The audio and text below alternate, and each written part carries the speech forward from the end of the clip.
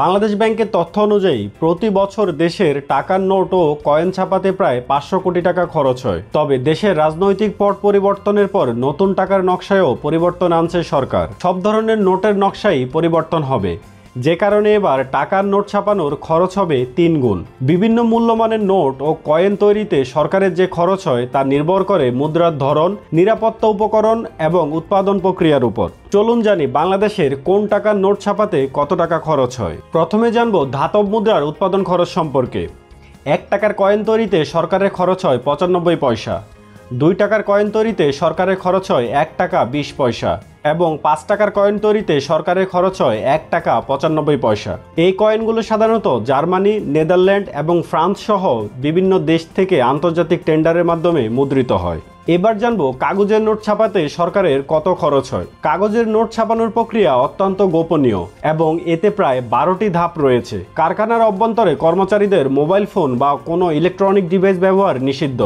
Note তৈরিতে তুলা কাগজের সঙ্গে লিলেন, জিলেটিন বা পলিভিনাল অ্যালকোহল, লাইলন এবং অন্যান্য উপাদান ব্যবহার করা হয়। কেন্দ্রীয় ব্যাংকের কর্মকর্তারা জানান, কাগজ কালি ছাপাখানায় পৌঁছানোর পর 10 টাকা, 20 টাকা, 50 টাকা এবং 100 টাকার নোট ছাপার শুরুর দিন থেকে বাজারে দিতে অন্তত 17 দিন সময় লাগে।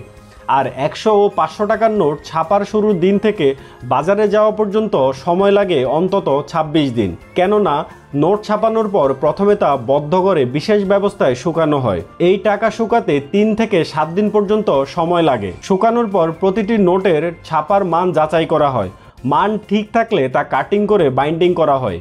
এরপর আবার মান যাচাই করে বাক্সবন্দি করে নানা প্রক্রিয়া অনুসরণ করে ব্যাংকগুলোর মাধ্যমে বাজারে ছাড়া হয় এসব নতুন টাকার নোট। 2 টাকা ও 5 টাকার নোট ছাপাতে সরকারের খরচ হয় 1 টাকা 50 পয়সা। 10 টাকা, 20 টাকা এবং 50 টাকার নোট ছাপাতে সরকারের খরচ হয় 1 টাকা 50 পয়সা। 100 টাকার নোট ছাপাতে সরকারের খরচ হয় 4 টাকা।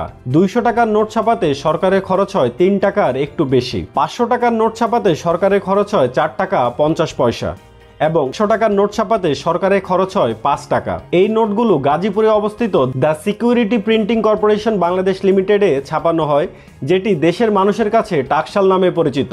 নোট ছাপাতে ব্যবহৃত কাগজ, কালি, রং, নিরাপত্তা সুতা ইত্যাদি উপকরণ বিদেশ থেকে আমদানি করা হয়। সরকারি নোট 1 টাকা, 2 টাকা ও 5 টাকার নোট যা অর্থ মন্ত্রণালয় ইস্যু করে এবং এতে অর্থ সচিবের স্বাক্ষর থাকে। এবং ব্যাংক নোট 10 টাকা, 20 টাকা, 50 টাকা, 100 টাকা, 200 টাকা, 500 টাকা এবং 1000 টাকার নোট যা বাংলাদেশ ব্যাংক ইস্যু করে, এতে গভর্নরের স্বাক্ষর থাকে। তথ্যগুলো আপনার কাছে যদি প্রয়োজনীয় মনে হয় তাহলে অবশ্যই ভিডিওটা শেয়ার করবেন। আর যদি আপনার ভালো লেগে থাকে এই ভিডিওটি তাহলে চ্যানেলটা সাবস্ক্রাইব করে বেল আইকন অন করে দিবেন। আর যদি কোনো তথ্য জানার থাকে সেটা আমাকে কমেন্ট সেকশনে জানাবেন।